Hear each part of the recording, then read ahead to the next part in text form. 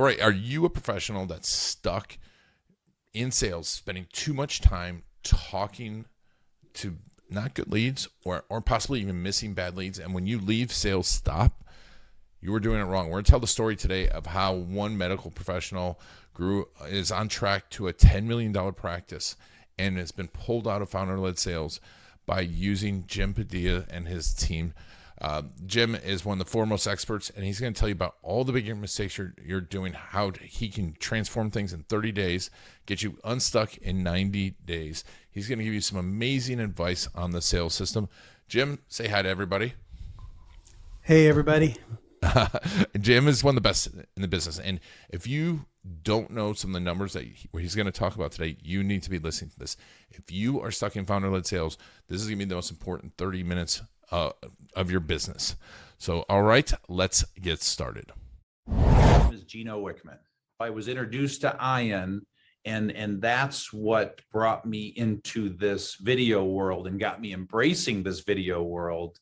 And Ian did exactly what I hoped. He got me really comfortable with putting videos out to the world and having a great strategy around putting videos out to the world, because there's so much more than just shooting a video. And so the way that he positions those videos, optimizes those videos, he's done a great job. All right. Before we get started with that, and how to really start closing those big patients and really doing what they love instead of wasting time and doing sales the wrong way, what do you see shifting right now in sales because of AI, because of marketing? Well, it's interesting because there are some new problems, and there's just a lot of the same old problems that have always been there. One, it all really stems from people. Most people just don't want to sell. They want everything else to do the selling for them. Most people, we talk to people like, I built a new website, because they think the website's going to make them more sales. All right.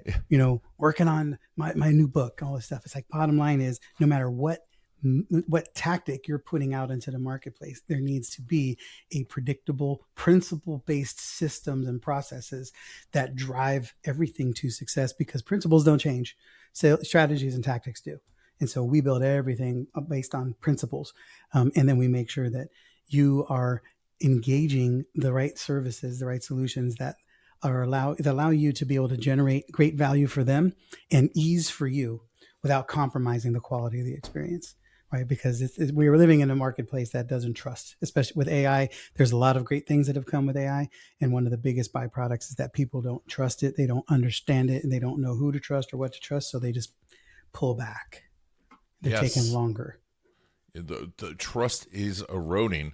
And, I find a lot of the sales is happening before they ever get to you, but and what happens is then there's this marketing, and if they do get a lead, it's not congruent with what happens on the other side of the phone call either.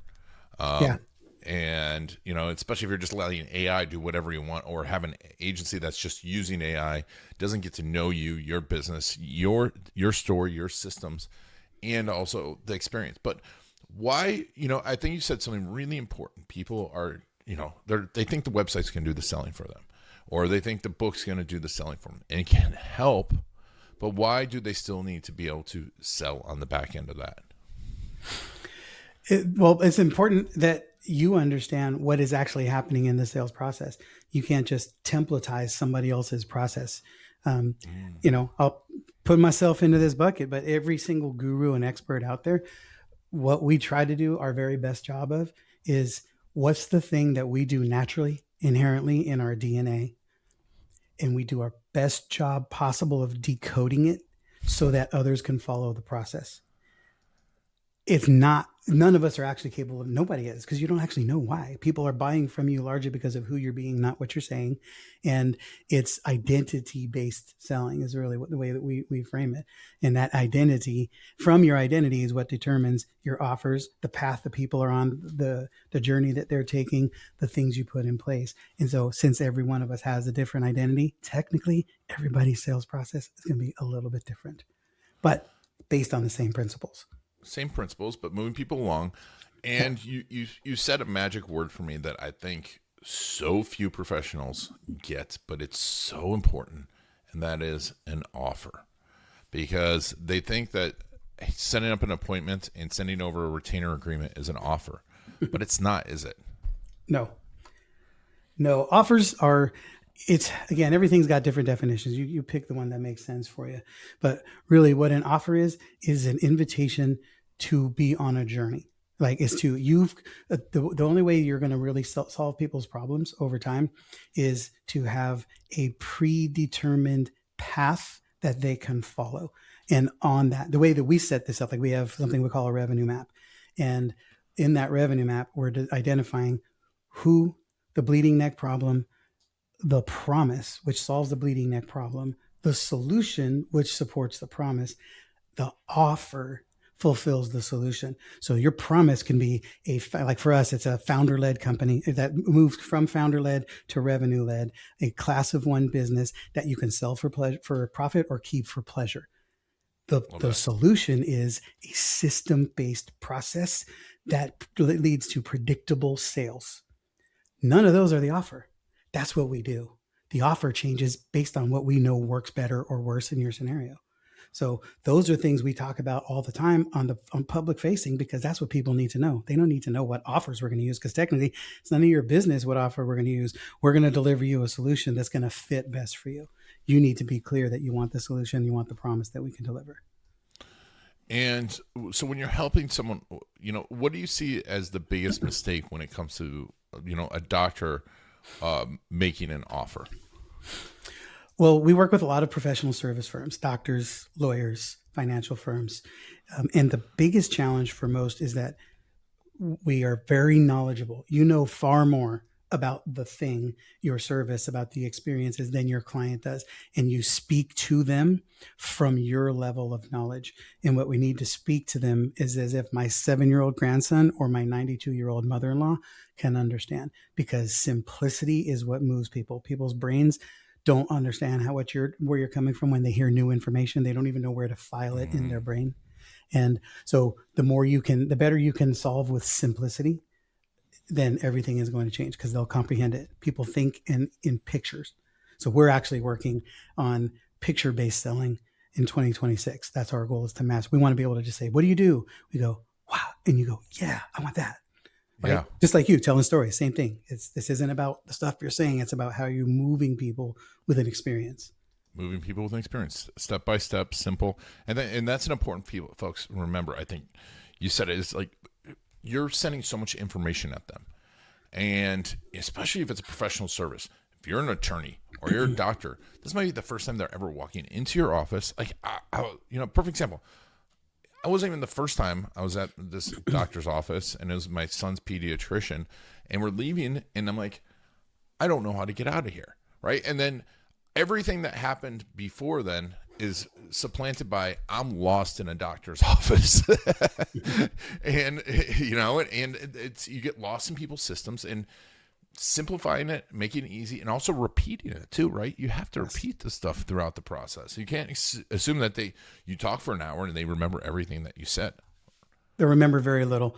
You have to repeat. What we always say is that what gets repeated gets remembered, and that what gets remembered gets believed. And we find too many people spend way too many ways. How can I say the same thing in various different ways? The problem is that those are all the first time they heard those things. You want them to hear the same thing the same way over and over. Over and over. Over and over. And I mean, I know I have people in my group that, like, I have to remind them about these principles that I think are so obvious and we've talked about 1,000 times, but you have to remind them, like, hey, this is where we start, this is where this is why you need a sales system. You have to send the videos to people. You have to repeat it over and over again. So tell me a little bit about this functional medicine doctor that you help, because I think this is a big story, because a lot of medical practitioners are kind of stuck in the grind, not doing what they love, not growing a business, and think, maybe they go out on their own and build a website and the money's going to come flowing in.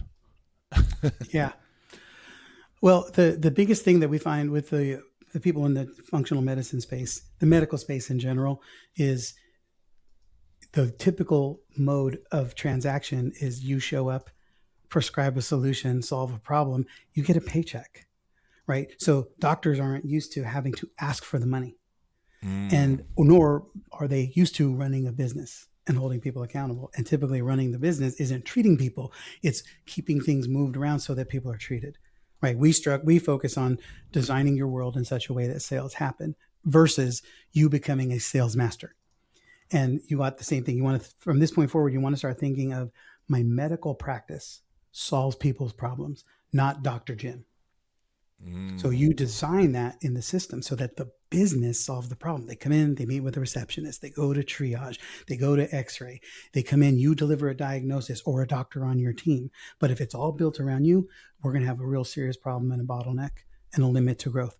No different in the sales process, right? We want the business to generate the sales, not you. So the business, it could include you. And right now it might be all you. You might be the one generating leads, sending out emails, having calls, enrolling people, onboarding, and doing that stuff. But as quickly as possible, you want a team.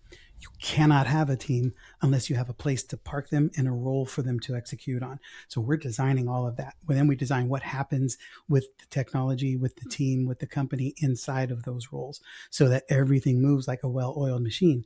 When that happens, then waste is minimal, client acquisition cost goes down.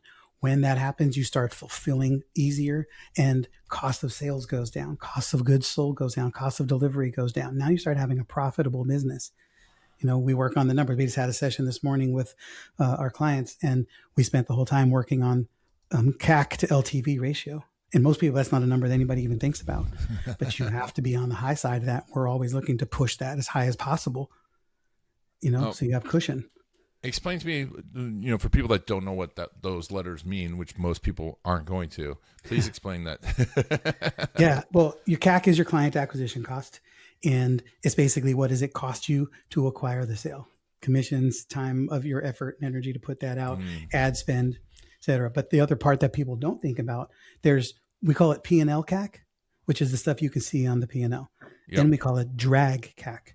Drag is the stuff that doesn't show up on the P&L, but that's wrong messaging, inconsistent offer, fragmented offers, keep changing the offers, all of those things. They don't show up on the P&L, but those things will kill your CAC because that's all time, effort, and energy that you're putting out, testing stuff poorly, insignificantly. You don't have good data.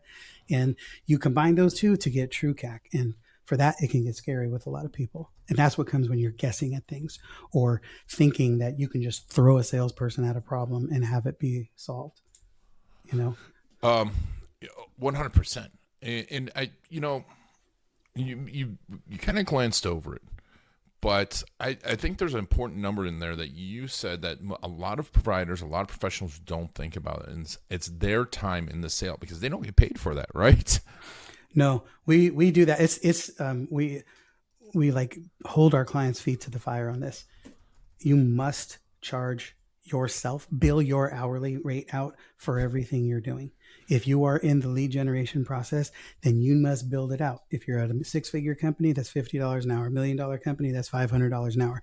8-figure company, that's $5,000, right? So you need to be charging that because then you can see, number one, what the real cost is. Because at some point it's going to be somebody else. And it's hard to put somebody else in there if you don't think you're actually paying somebody to do it. Now it just looks like expense. But if you realize you're paying yourself $500 an hour to do it, then you put somebody else in there and you're only paying them $100 an hour to do it. That's advantageous. That's huge. And also from a standpoint of you're a professional for the most part. I think a lot of professionals, I've been hearing the scale word over and over and over again, but a lot of professionals forget that the reason they got into business is because they like getting the result and doing the work for the people. And they're not trained salespeople. So not only are they not doing what they love, like this doctor, I'm sure, you know, doing sales is probably not just what they don't love, but they're not good at it because they're not trained. So it's $100 an hour salesperson who's trained on it is probably taking half the time too on top of it if they have the right system, right? Right. Exactly. You know, the client, the doctor we were talking about, part of the challenge was limiting her growth was that she was doing most of the selling and she was only doing it in the pockets of her free time, which meant she could only grow when she was available to grow. And she didn't want to take, you know, I was in a mastermind with her, which is where I met her. So we were on the East Coast in a mastermind for 7 days. I'm like, who's growing your business right now? Yeah. You know?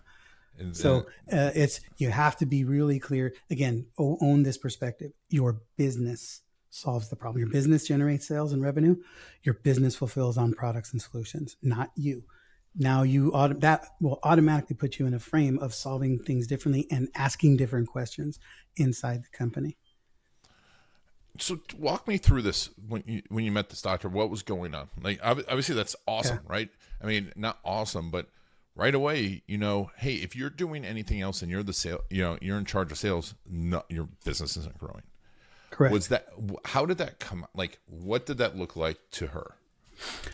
She was stressed, overwhelmed, overworked. She was working her tail off, great at what she does and good at selling it. But she was the bottleneck to all of her growth. And she was literally emotionally kind of challenged because she was just pressed at every turn because she cared tremendously about the work she does and she wanted to help more people. And so when we started talking about the idea of being able to have sales be something we can move her out of the sales process without compromising the value and the result, to be able to put her in position to serve the clients that she was serving. The opportunity was very, very enticing and good for her to look at. And once we came in and started looking at the system and the process, then it's just a matter of taking a process that right now she could deliver on, what webinar model that where she's delivering on the webinar, she's running a lot of the calls. How do we set this up so that the webinar can do a lot of the expertise positioning and moving people to a decision-making process that a team member who doesn't have to be a licensed doctor can fulfill on, because they're moving people to a decision point. They're not trying to diagnose them as a doctor. That's an important point. So what did you see when you first got in there? What was going on? What were the big mistakes that were happening? We saw a lot of, I would call it the word diagnosis. She probably wouldn't, because she's such an expert. She thinks diagnosis is up here, but she's using medical terms. She's using jargon. She's using things because she's just a world-class expert at what she does. So she's communicating to them from her position of authority, instead of being able to help them understand that they've got a problem and that there's two options to this problem. Stay on path A and watch it get worse, or move on path B and do something different to change your life forever. That's what the sales conversation needs to be about, versus a really intelligent, intellectual conversation about medical experiences. Yes. Right. So that's the first piece. Plus, that makes it, by definition, non-replicatable. Because someone else I cannot step in. I'm great, world class. You're not going to be anybody better at designing a company to make sales. I can sell as good as anybody as a person. I can't sell her medical terms. I don't know. I don't speak that language. Mm-hmm. Right. And then even if I do, because I memorized it, I can't answer any questions that come up because I don't know them and I'm not licensed. So it limits what I can do. So we have to literally reframe this conversation from a diagnosis to using a different term of triage to assess the importance, not to assess the severity of the problem, assess the importance to them of solving it. And when you see this, right, what, like if someone was to self-diagnose their sales system, right, what are some symptoms that they were in the same place? Beware of the person who has a high conversion rate for themselves. Because typically, number one, we always overestimate unless we know exactly what the numbers are. When I ask someone, what's your conversion rate? What's your show up rate? What's your return rate? If you say it's about, it's around, it's near, then you're making it up.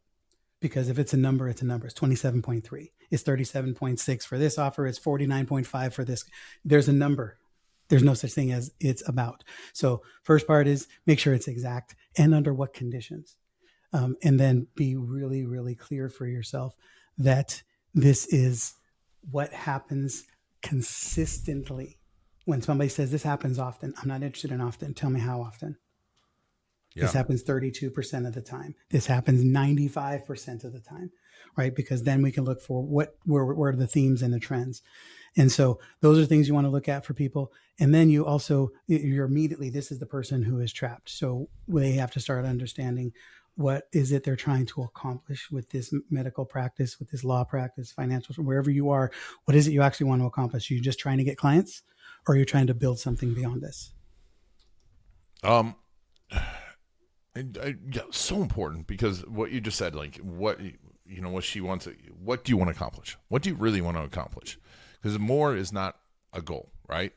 Correct. And I can reiterate, I can 100% attest to everyone listening to this that I've asked people what their close rate, and they're always, if anyone says it's 80%, they don't know, and and they're just talking about referrals that are slam dunks. And so you come in, you do this now. What do you do right away to get things working better for her?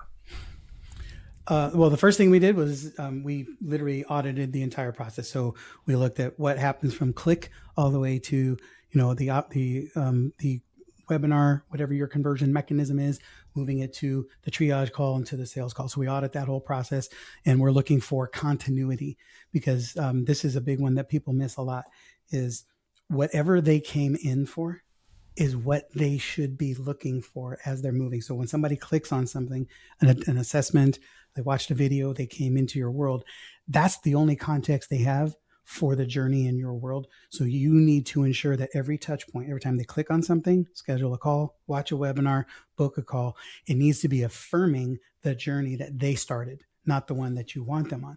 So if you're going to transition into something, there needs to be a clear transition that because you came in on this is important for you to know, then you move them to something. Otherwise, basically it's like they came in when it was green, they looked at it and it's blue and it doesn't make sense anymore. And they're like, I don't think I'm on. So they start having questions and doubt. So that's the first part, is making sure that everything is aligned and as we say, continuous continuity is in play. But then it's you making sure that you are adding value and increasing and enhancing the touch points along the way for them, so you're affirming that decision every time they make something. It should be, we say sales, making an offer is the logical conclusion to a well-told story. So your Yes. job is to tell the next step of the story every single time. Yeah. Yeah. And bring, and I won't, there's so many gold nuggets in here. That's why I want to pull them out. Is like, and this is something crucial that I tell my team, and I've been doing for years. And I got really good at sales early on just because of the one thing you said: bring value at every interaction, right? And you don't have to give them everything, and just help them one step along the way, till a point where it's like, I just have to do this. And when you did this, can you give me some ideas, like with this medical practitioner, of how you installed that along the way? Yeah.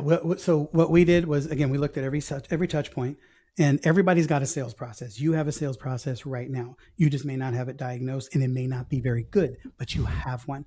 So first step is document every step that you take in the sales process. And I mean every step.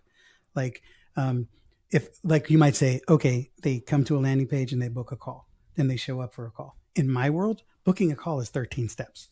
That's not one step, right? It's identifying, questioning the need, affirming the need, clicking the call, seeing if they are now assessing, do I need to, what are these questions? Are they relevant to me? What am I trying to do? They're looking up the time to see if they can find something that matches. Then they book it. Once they book it, we now have thank you page on a real estate page, on a booking page, which is the biggest, most important real estate, because we understand that 100% of the people who book a call will see that page. 100% of them will not see your welcome email, will not see your text message. So you need to be very strategic with what happens on that booking page. And we put a video that says, hey, stop, do these things first. And then while you're at it, go to the bottom of the page, watch these videos that will take you about 10 minutes to go through, but you'll learn a lot about us. So when we get up on this call, we can spend all of our time talking to you, talking about you, right? That's all part of the booking process, where most of you say, book a call, one step of the process. We're like, no, 13 steps, right? So it's breaking it down to as many nuanced pieces as you can. So that way we can start finding the places and the levers to improve or eliminate some things you might be doing that don't need to be. Sometimes we're trying to optimize something that shouldn't even exist. Yep. And so making that all be in place. So once that through line is all there, then we are starting to look for what we call conversion language, right? What are the things that are going to lead people to make, remember, they're not trying to fulfill on your promise. They're trying to assess and diagnose a decision. So everything you do needs to be making sure that you're helping them better assess the decision they're trying to make. So we make sure the triage call is specifically solving for that. It is intentionally not trying to sell them the thing. It's trying to, even if they want to buy it, they're ready to buy. We will typically, we have enhancers in that process to get them so clear and so sure that they want this, that we can make a live handoff if they want it. But we want to be very, very, very clear about the timelines and what kind of thought processes and things people have to do. Like with this particular doctor we're working with, she would cancel the sale if you sold a one-legged appointment, because there's so much transition that work goes into the fulfillment work that she knew if the spouse wasn't on board, it would totally ruin the process when they're actually in fulfillment mode. So if you couldn't book a two-legged appointment, we canceled the appointment until it could be one. Wow. Right. That's bold. That is, but you need to understand your product, your process, your journey. So you have to understand what is optimal outcomes for that journey. Yep. And, at this point, two things I'm hearing potential professionals say is, I don't have time to do this, and this is going to overwhelm my prospect, my team, blah, blah, blah, blah, blah. What do you say to that? I say walk a mile in their shoes now first, because they're probably overwhelmed now. And even if, let's just assume there's two different lanes here. One is you're doing this all really well personally, but then you are the ceiling of growth and your ability to serve people. Just like when, she was in our mastermind, she isn't sold out for helping as many people as she can. And while she spent 7 days in a mastermind, she couldn't be helping anybody because she was not replicated. That's option A, and that's the smaller percentage. Most of you think you're solving, but you're not, because you are primarily at the point of attack, which means you don't know anything that happens until they get on a call with you. Everything up front to that could be putting them in overwhelm already. And if you're a doctor dealing with people who are in chronic pain, any kind of illness, hormone disease, I'll tell you one thing I learned working with people like this. We work with a lot of functional medicine doctors. It is heartbreaking, the people they're dealing with. Yeah. I mean, they're changing lives at scale when they do this. When you have people in this process, they're going to take a bunch of steps. They're going to do things anyway. You much prefer to have them do something you designed versus something they're going to do. So it's very important that you design a process for them that keeps their current state in mind while doing everything possible to show them that they're in a safe environment, even though they're going to make tough decisions. Right. And you have the ability to do that as a person because you're a great human and you're a doctor and you're a problem solver. What we do, what you need to make sure happens, is that the business is designed to solve the problem the same way. When we can design the business to replicate you in that process, now you get to just show up and use all your best energy to help them get across the finish line, or better yet, structure it so that your team can do that. And then they hand them off to you ready to do magic, Yeah. And so when this doctor that you worked with, what was the first sign that it was working? First sign that it was working was that within the first 30 days, she was able to we moved her from the primary point of attack. We kept her on the rotation, but she wasn't having to take the majority of the calls. Then we moved her to a place where she, within 60 days, she wasn't taking the calls. And she's just there as needed. If they wanted extra revenue boost, or if there was something that needed, there were goals that needed to happen intermittently. But that was the first part, was being able to remove her from the process, which then shifts her focus as the leader from how many sales calls can I take to how do we grow our practice, right? So now she can start thinking like a CEO instead of thinking like a senior salesperson. So 30 days, that's transformative. And what did that mean to the bottom line for her? To the bottom line, what it meant is that we were able to increase sales. Even though conversion wasn't at the same rate, we were able to take more calls. And so we were able to increase revenue. First goal was match revenue. Second goal was increase revenue. Then it would start to scale. Nice. And how long ago was this? This was 2 years ago with her. And how's her business changed since then? Her business, fine. She doesn't do the sales calls. She's not involved in the process. Yeah. And I'm sure it's grown quite a bit. Yeah. Her goal for her first statement she said to me was, Jim, I'm a $10 million business and a $5 million body. Nice. So we said, let's fix that. Let's get you to that $10 million business level.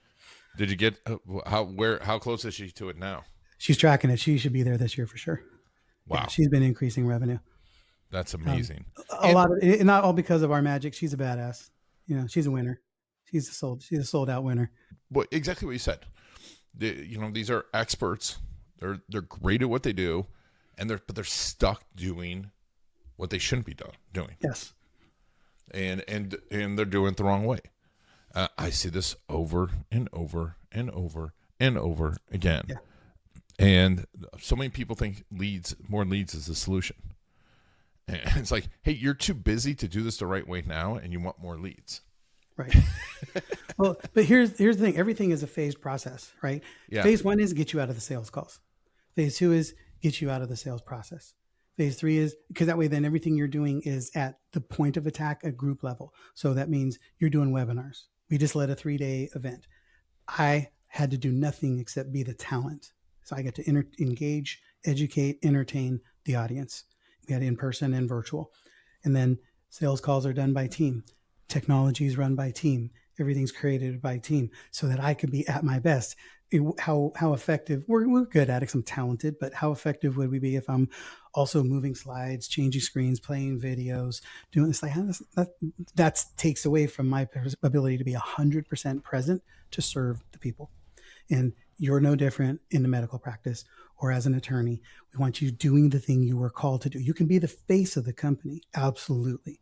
Do interviews, do videos, do the trainings. But that way, then you send them to talk to your team, moving through a qualified process that is designed by an expert, someone like us, right? Who steps in and literally designs it to replicate the founder magic that you are already delivering.